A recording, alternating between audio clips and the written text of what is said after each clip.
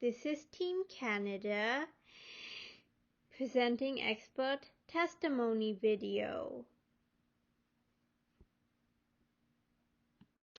What are the legal challenges associated with cyber incidents involving foreign countries? European Union, US/Canada, Latin America/Caribbean, and Asia/Pacific all have same main laws to follow with different small prints. The most significant problem that must be overcome in the legal pursuit and prosecution of cyber criminals is that of attribution. To be able to hold any group or nation state responsible for an act under international law, the act must be attributable.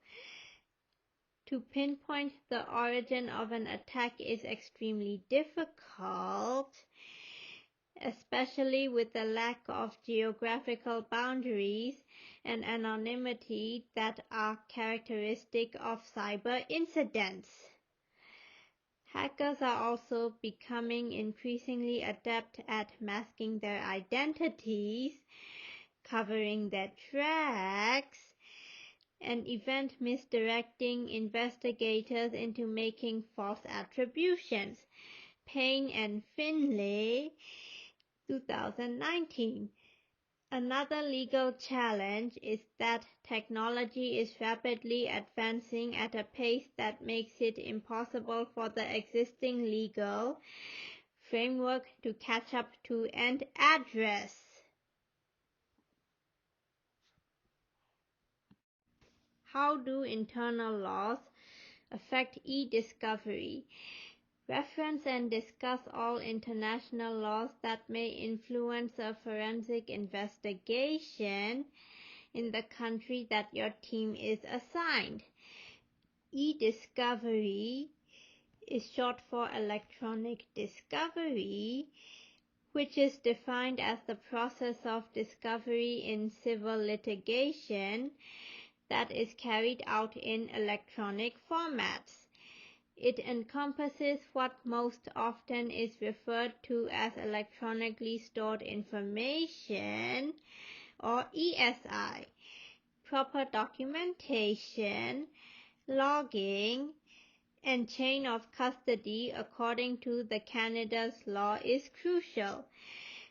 Laws that influence forensic investigations in Canada include the Criminal Law Amendment Act, which was added to the Criminal Code, the Personal Information Protection and Electronic Documents Act, and the Privacy Act.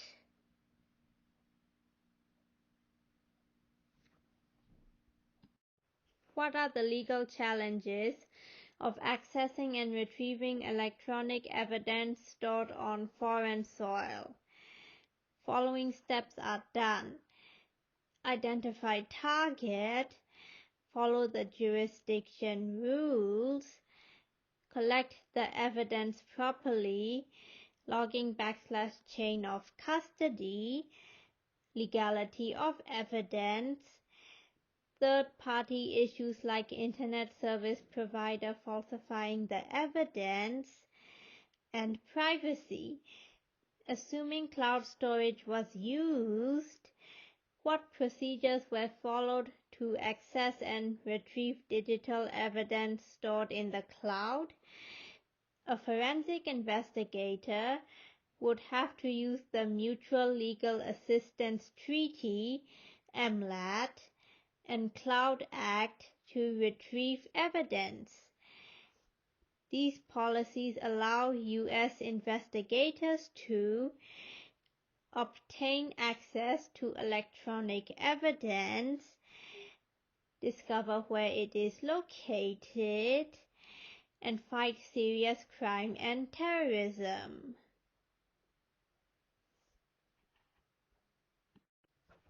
Assuming cloud storage was used, following procedures were to be followed to access and retrieve digital evidence stored in the cloud. There are two acts that need mentioning. Mutual Legal Assistance Treaty (MLAT) enables law enforcement agencies in one country to seek the assistance of foreign counterparts who can obtain the data. The foreign counterpart reviews a request under its own legal standards and may seek a court order under its law to obtain the data. Cloud Act: efficient, privacy, and civil liberties protective approach. Ensures effective access to electronic data that lies beyond a requesting country's reach. Did international laws and jurisdictions influence the processes and procedures followed during the forensic investigation for Canada? Canada has a number of statutes that apply to the protection of PI, including collectively data protection statutes. The Federal Personal Information Protection and Electronic Documents Act, SC 2000, C5-PIP-EDA, applies to the protection of PI handled in the course of commercial activities, except in provinces that have substantially similar legislation, and to the protection of the employee PI by federally regulated organizations. There are additional laws according to the province/jurisdiction. Most provinces have legislation that applies to the protection of personal health information by certain types of custodians, such as doctors and hospitals. What conflicts arose between ethics and international laws during the forensic investigations? How did these conflicts affect the investigations? How were the conflicts mitigated/resolved? There isn't a single body that offers a definitive code of ethics for forensic investigators. However, the International Society of Computer Forensics Examiners provides solid guidelines on how its members should conduct forensic analysis. InfoSec ND. In this particular instance, there wasn't any serious conflict between existing international law and the ethical considerations applied by the investigators. What steps were taken to protect United States soil and citizens during the international investigation? Risks to the country, businesses, or citizens from the investigations should be described if the crime is attributable.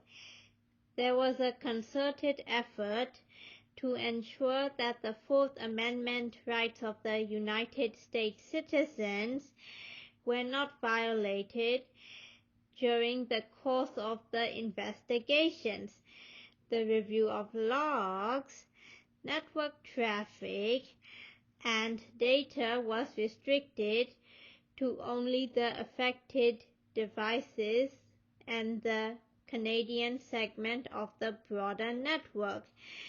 The ransomware incident laid bare vulnerabilities that were in the operating system and the network at large. The risks arising from successful exploitation of these and similar vulnerabilities when conducted on a massive scale, can lead to seriously impactful consequences to citizens, businesses, and the country. In our case, none of the exploits interfere with U.S. citizens, as far as we know. Here are the references.